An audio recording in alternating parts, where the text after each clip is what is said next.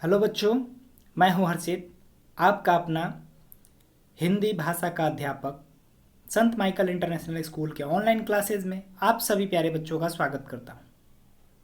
मेरे प्यारे बच्चों, कैसे हैं आप सभी? स्वस्थ रहिए, सतर्क रहिए और बच्चों मन लगाकर पढ़ते रहिए। बच्चों, आज मैं आपके लिए लेके आया हूं कक्षा 8 की हिंदी पाठ्य पुस्तक उन्मेष का सेकेंड चैप्टर। बच्चों, इसके अंदर आज हम लोग पढ़ने वाले हैं वृक्ष पुराण। तो चलिए बच्चों, शुरू करते हैं।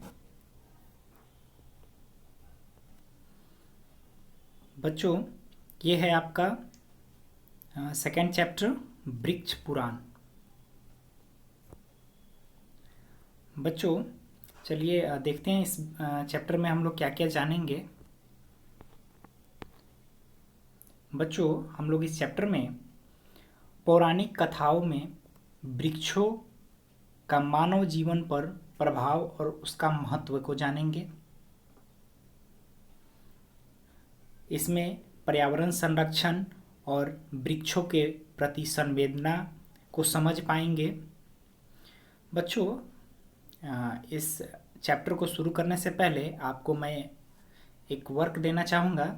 यहाँ पे दिया हुआ है एक वर्ग पहेली है जिसमें आपको वृक्षों के नाम ढूंढ कर लिखने हैं। तो बच्चों, आप इसे कंप्लीट कर लेंगे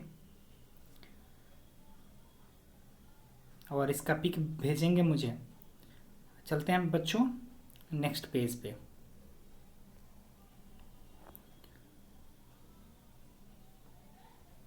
बच्चों, वृक्ष जो होता है हमारे जीवन में बहुत ही महत्वपूर्ण किरदार निभाता है और हमारे जीवन के हर एक पहलू में इसकी आवश्यकता पड़ती है।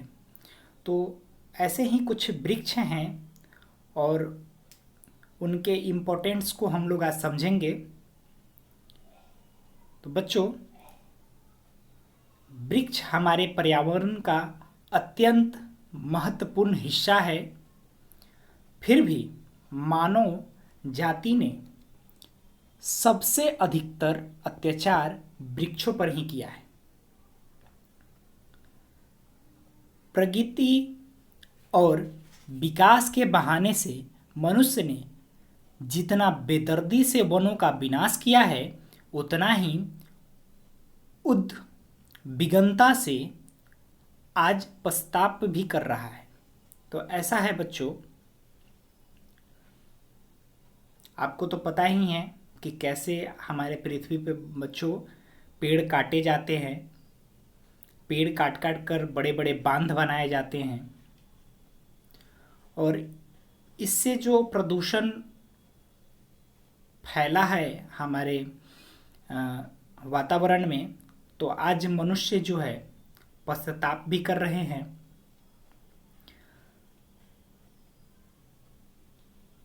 यहाँ एक वर्ड है उद्विग्नता, इसका अर्थ होता है बेचैनी। बच्चों, कालांतर में मनुष्य की संवेदना कितनी कम हुई है, इसका अनुमान हम पौराणिक काल की लोक कथाओं में वर्णित वृक्षों के प्रति मित्रवत एवं श्रद्धापूर्ण भावनाओं के तुलनात्मक अध्ययन से लगा सकते हैं।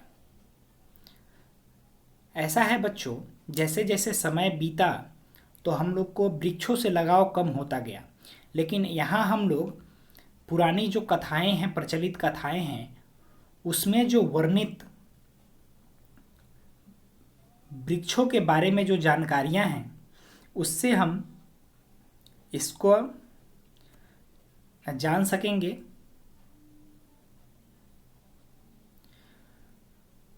कुछ व्यापक परंपराएं इस संवेदना की पुष्टि भी करती हैं। इस लेख में जाने पहचाने आसपास दिखने वाले कुछ वृक्षों से जुड़ी मान्यताओं और कथाओं की चर्चा की गई है। ये कथाएं मनोरंजक होने के साथ ही वृक्षों को सजीव बनाकर उनके और हमारे बीच नए रिश्तों का एक दृढ़ आधार बनाएंगी।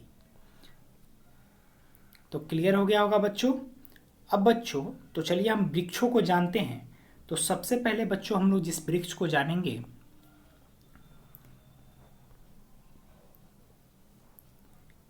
यह हमारा राष्ट्रीय वृक्ष बरगद। बरगद के बारे में हम लोग जानेंगे बच्चों। बरगद के पेड़ को संस्कृत में वट कहते हैं तथा अंग्रेजी में बनियान ट्री कहते हैं। संस्कृत में वट का अर्थ है घेरना। हिमालय, गंगा तथा बरगद भारत के प्रतीक हैं। क्लियर हो गया होगा बच्चों। हिमालय, गंगा और बरगद भारत के क्या हैं? ये प्रतीक चिन्ह हैं। बच्चों भारतीय बरगद को पवित्र वृक्ष मानते हैं तथा जहां तक हो सके उनके पत्ते नहीं तोड़ते। बरगद के पेड़ के पत्ते नहीं तोड़े जाते हैं। यह वृक्ष त्रिदोओं का प्रतीक माना जाता है। विष्णु इसकी छाल है, ब्रह्मा इसकी जड़ें हैं तथा शिव इसकी शाखाएं हैं। धन के देवता कुबेर को वटाश्रय के नाम से जाना जाता है जो इस वृक्ष में निवास करते हैं। परंपरा अनुसार लक्ष्मी जी हर रविवार को इस वृक्ष से मिलने आती हैं।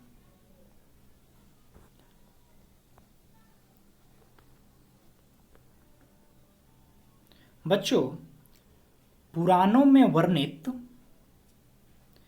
सावित्री की कहानी में सावित्री के पति सत्यवान की मृत्यु विवाह के 1 वर्ष बाद हो जाती है। उस दिन ये दोनों लकड़ियां लेने जंगल में गए थे। वहां एक बरगद के वृक्ष के नीचे सत्यवान की मृत्यु हो जाती है। वट वृक्ष की पूजा के द्वारा सावित्री का पति पुनः जीवित हो जाता है। आज भी स्त्रियां वट सावित्री की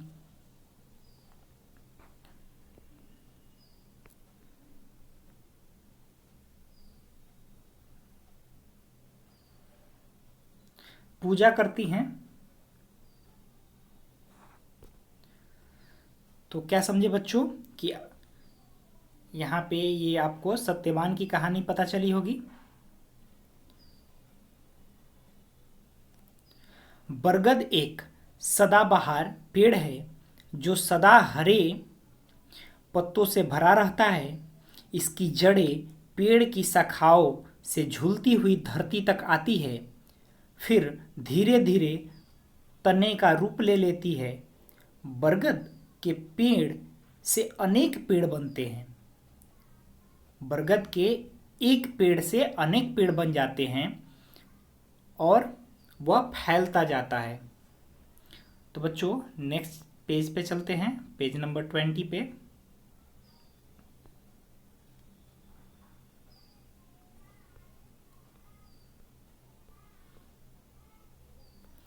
बच्चों होशंगाबाद एक जगह का नाम है। होशंगाबाद के चिचोली गांव में बरगद का एक पेड़ 1.5 एकड़ में फैला हुआ है। 1.5 एकड़ अर्थात हम लोग यहाँ कट्ठा और बीघा में जानते हैं, तो 1.5 बीघा समझ लीजिए या 30 कट्ठा समझ लीजिए।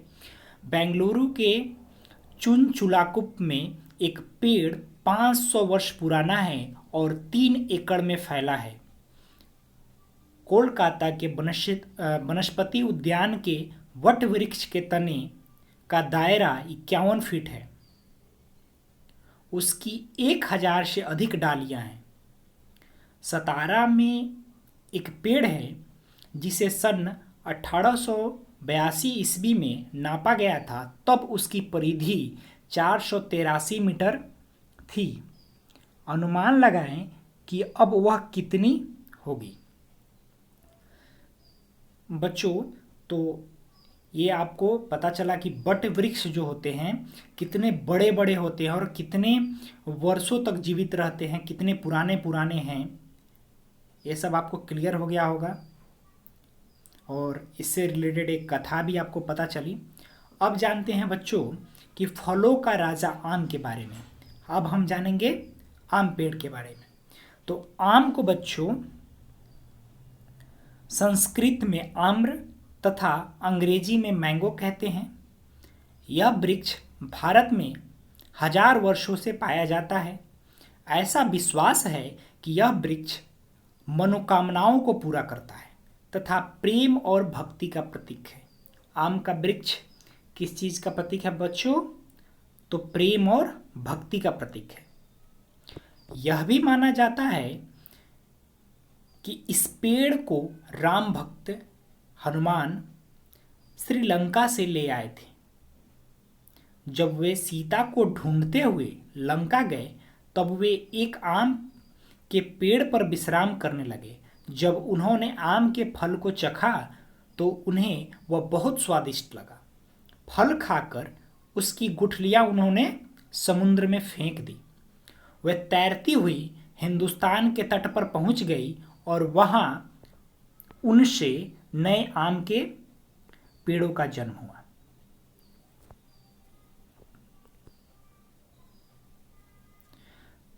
ऐसा विश्वास है कि शिव ने पार्वती से आम के वृक्ष के नीचे ही विवाह किया था।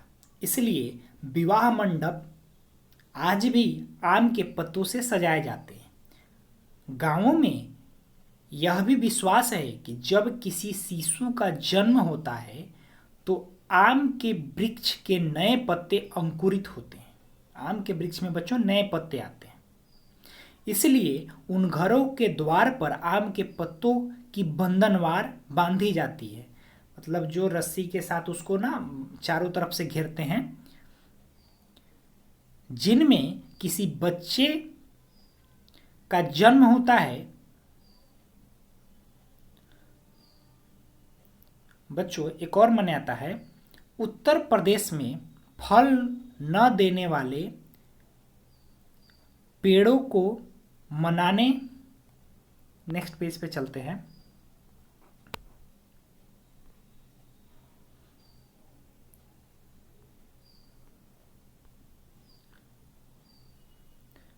जो आम के पेड़ फल नहीं देते हैं तो उत्तर प्रदेश में क्या करते हैं कि फल न देने वाले पेड़ों को मनाने के लिए एक दिलचस्प प्रथा है वहाँ, जिसमें पेड़ का स्वामी अपने हाथ में एक कुल्हाड़ी लेकर अपने मित्रों के साथ पेड़ के पास जाता है और एक नाटक करता है।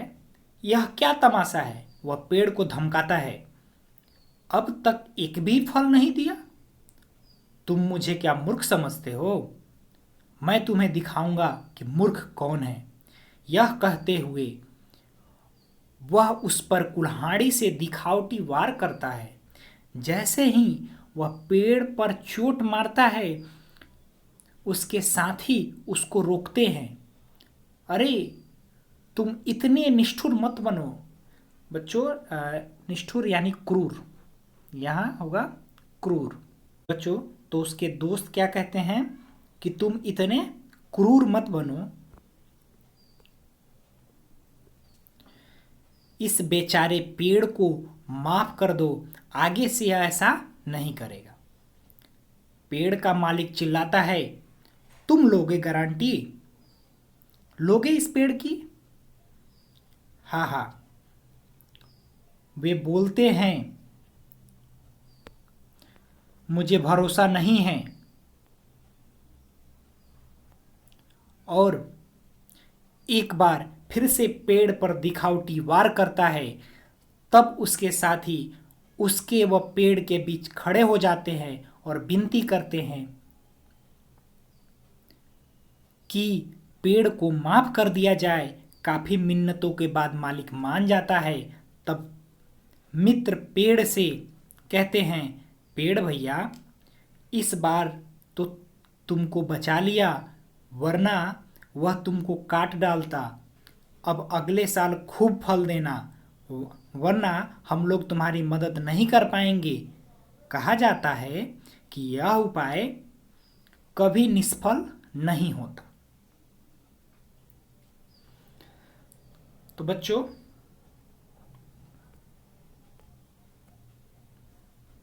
यह कविता आगे भी जारी रहेगी। बच्चों, आज का होमवर्क है कि आपको मैंने बताए जो वर्ग पहेली से आपको पेड़ के नाम लिखने हैं वो आप कर लेंगे। उसके बाद में बच्चों अपने फेयर कॉपी में जो भी पेज नंबर 19, 20 और 21 पे जो भी शब्द पिटारे दिए हुए हैं वो आप अपने फेयर कॉपी में करेंगे और उसे याद करेंगे और उसका पिक और ऑडियो मुझे भेजेंगे। और बच्चों, और इस यहाँ तक जहाँ तक पढ़े हम लोग वो वहाँ तक आप इस चैप्टर को रीडिंग करेंगे। तो बच्चों, आगे की कहानी अगले क्लास में, तब तक के लिए दीजिए मुझे इजाज़त। धन्यवाद।